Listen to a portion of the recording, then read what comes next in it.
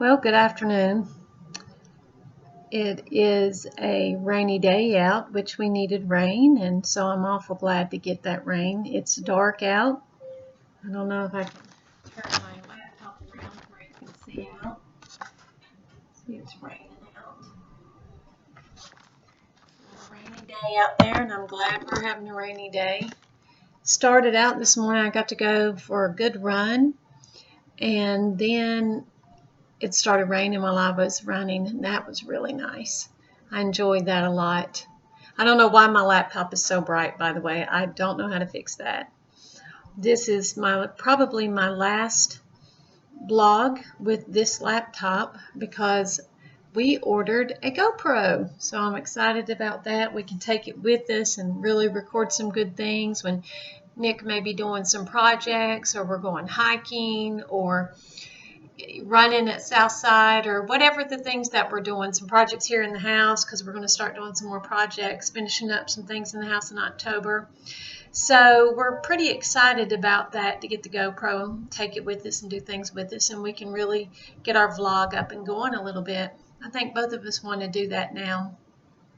But I was out running this morning and it started raining, and it was so nice. I just really enjoyed running in the rain. I loved it. And then I came home and I got in the pool, and the pool was warm because of the rain and the way that the weather has been lately. So that was really nice. I enjoyed that also. Then I kind of came in and did some errands around the house, little things, odds and ends, and took a shower. And while I was in the shower, I guess a couple of stray dogs came, and I know they came. I seen them. I didn't know what had happened. I seen the dogs when I went out to check the mail, and on my way back through, I noticed they had killed one of my chickens, Marisa, and now I only have 2 chickens left. I started out with 2, then someone gave me 2 more, and then now I have 2 more because my chicken Karen died it was last year. Yes, they have names. I don't have a lot of chickens. I don't have the need for a lot of chickens, so I don't have a lot of chickens. But I have Amy and Karen were my first ones, and Amy because Amy was hatched on a friend of mine's birthday, and so I named her Amy, and then Karen because my sister Karen gave me the chickens. See if the glare will be gone. And then my friend Hal and Marisa, my friends, they gave me 2 other chickens, and I named one Marisa after Marisa. They're all hens, so they're girls. And then the other one I named Tina because my sister Tina had laughed and made a joke, said, "Oh, you named a chicken after Karen?" And I said, "Well, next time I get chickens, I'll name one after you." So now I only have Amy and Tina left. And they're out there. I got them back in the pen and safe from the dogs. Didn't know they had killed Marisa, but they did, and it's heartbreaking because for 3 years I've let my chickens out, and I've never had to deal with that. I had my son-in-law, he was going to come down and bury the chicken, but you know what? When you own animals, you've got to be able to deal with the life and death situations with them. So I buried Marisa myself, and that was sad. You know, we lost a chicken not long ago. The other chicken within the last year because our dog Sebastian, we had to have put down. It was a year ago in June, which was very, very hard. He was an indoor-outdoor dog, and mainly indoor, and I loved him very much. So we still have Casey the cat, which showed up at the house, and we love her and kept her. And we have our little dog Macy, which we've had for 9 or 10 years now. Probably 10 this year. So we have our little animals that we love. And with animals come death. And you have to accept that. It's not like it's a farm, but if you have animals, you have to accept that they may die. So, and it was so funny, I was reading in Streams in the Desert, which is one of my very favorite devotionals and has been since about 2007.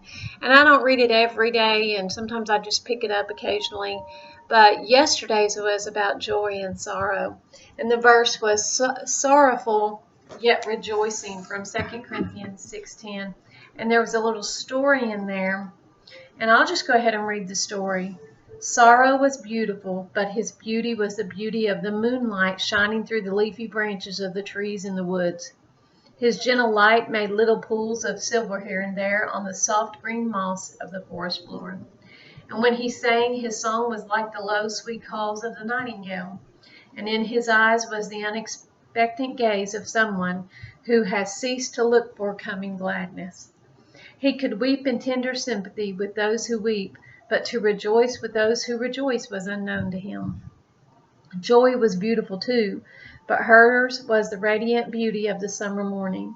Her eyes still held the happy laughter of childhood, and her hair glistened with the sun's kiss. When she sang, her voice soared upward like a skylark's, and her steps were the march of a conqueror who has never known defeat. She could rejoice with anyone who rejoices, but to weep with those who weep was unknown to her. Sorrow longingly said, "We can never be united as one." "No, never," responded Joy, with eyes misting as she spoke, "for my path lies through the sunlight meadows. The sweetest roses bloom when I arrive, and songbirds await my coming to sing their most joyous melodies." "Yes, and my path," said Sorrow, turning slowly away, "leads through dark forest, and moonflowers, which open only at night, will fill my hands. And yet the sweetest of all earthly songs, the love song of the night, will be mine. So farewell, dear Joy, farewell." Yet even as Sorrow spoke, he and Joy became aware of someone standing beside of them. In spite of the dim light, they sensed a kingly presence, and suddenly a great and holy awe overwhelmed them. Then they sank to their knees before him. "I see him as the King of Joy," whispered Sorrow, "for on his head are many crowns, and the nail prints in his hands and his feet are the scars of a great victory. And before him all my sorrow is melting away into deathless love and gladness. I now give myself to him forever." "No, Sorrow," said Joy softly, "for I see him as the King of Sorrow, and on the crown on his head is a crown of thorns, and the nail prints in his hands and feet are the scars of terrible agony. I also give myself to him forever, for sorrow with him must be sweeter than any joy that I have ever known." That's very profound. I'm going to come back to that in a minute. "Then we are one in him," they cried in gladness, for no one but he could unite joy and sorrow. Therefore they walked hand in hand into the world, to follow him through storms and sunshine, through winter's severe cold and the warmth of summer's gladness, and to be sorrowful, yet always rejoicing. Does sorrow lay his head upon your shoulder, and walk with you in silence on life's way, while joy, your bright companion, once grown colder, becomes to you more distant day by day? Run not from the companionship of sorrow. He is the messenger of God to thee, and you will thank him in this great tomorrow, for what you do not know now, you would then will see. He is God's angel, clothed in veils of night, with whom we walk by faith and not by sight. So let's go back to that. I give myself to him forever, for sorrow with him must be sweeter than any joy that I have ever known. You know, I've seen sorrow in life. I think I lived in sorrow for a very long time in my life. And that sorrow beat me down. It did. Because I couldn't see joy, and I didn't feel joy, and I didn't know joy, and I didn't even know if joy existed. I understood happiness, which is momentary, but I didn't understand joy, which is an uplifting inside of your true self. It's freedom and weightlessness inside, that even though I'm going through sorrow, yet I still can walk in joy despite the sorrow. I didn't know that that could happen in life. I thought it was mostly I thought it was sorrow because I hadn't experienced joy, or I didn't know I had experienced joy, or that it was joy. I understood momentary happiness and in things that were done. Like I had a great happiness when I had my children, and I had a great happiness when I got married, and I would have great happiness in certain times when I was with my family, or home in Kentucky, or walking through a field, or there were times of happiness, which could be also times of joy, but I did not understand joy. In about 2006 or 7, maybe 6, I began to pray that the Lord would anoint me with joy. And because the scripture does talk about how anointing with joy, I had no idea what was coming. I really didn't, because he did do that. He began to anoint me with joy. It started when in 2007 he began to take away the depression and the anxiety. And then in 2008, when I come to the end of myself, and there was Jesus, and I began to experience a very intimate relationship with him, because I understood more of his identity, of who he is, and I had a proper concept of God. And when you have a proper concept of God, you can really begin to trust and believe him, because you know who he is. Otherwise, you become similar to an unbelieving believer, because you believed God for your salvation, but you really not believed him for anything else. And he really wants us to believe him for all things, to trust him in all things, to walk by faith and not by sight.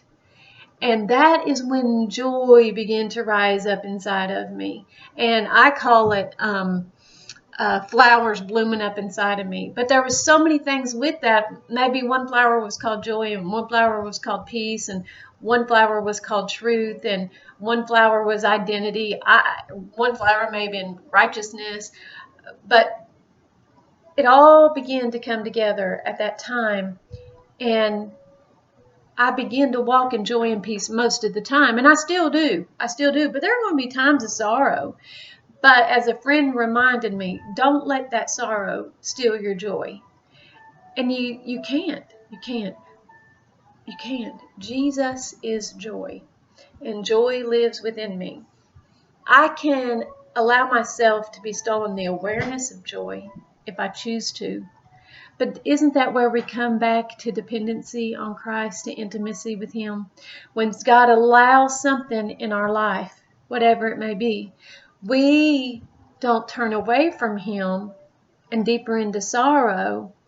We turn into him and he holds us through the sorrow. Joy himself is holding us through the sorrow. So there's a little sorrow about my chicken getting killed.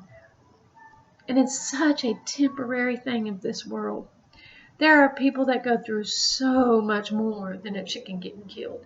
I did for a lot of my life. And, well, a brief span of my life, I went through a very difficult time. And then I lived from the aftermath of that for years and years and years and years. I let it enslave me and hold me captive and all those things. And I stayed in the confine of what had happened to me at a very short time in life. And then now I know Romans 8:28, that he has worked all things to the good because I love him. And that verse means loving. That's a continual, because I'm loving him is what it is. Not just that I love him, but I'm loving him. And I see that, and I've told people I would go through it again. I wouldn't want to, but if it gets me to where I am today, I would go through my mother's death again. I would go through all the stunted emotions and feelings. I would go through all the unhealthy relationships that came out of that. I would go through all the crazy flesh that I learned to live from. And all the ways that I tried to meet those needs inside of me that only God can meet. Love, acceptance, worth, and security.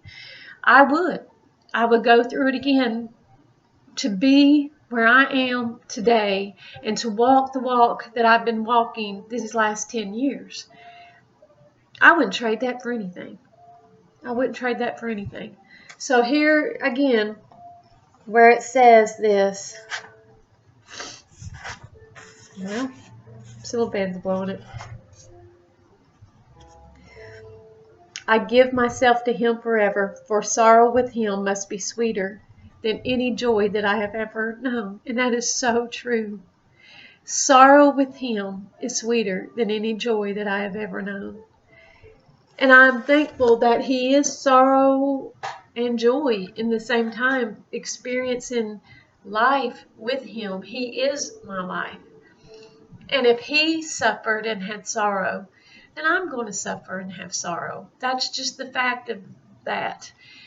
And we need to come to grips with that. That life is not going to be perfect and rosy all the time. We're not going to be able to get to do all the things that we wanted to do or have all the things that we wanted to have. That's not really life. Life must come with trials, tribulations, and sorrows. But life yet also comes with freedom and joy and peace and these blessings from God. My kids are such wonderful blessings from God. My grandson is such a blessing from God. I'm glad I went through the pain of delivery to have this child. And I'm glad that I went through all the things that we went through from the growing up years that were hard years. It was hard to be a mother with young children and live away from my family. It was hard, especially not knowing Jesus. That was even, there were times that I did call my grandma to pray for me. Thank God for my grandma. Thank God for grandmas. Let's just put it that way. I hear that a lot, by the way.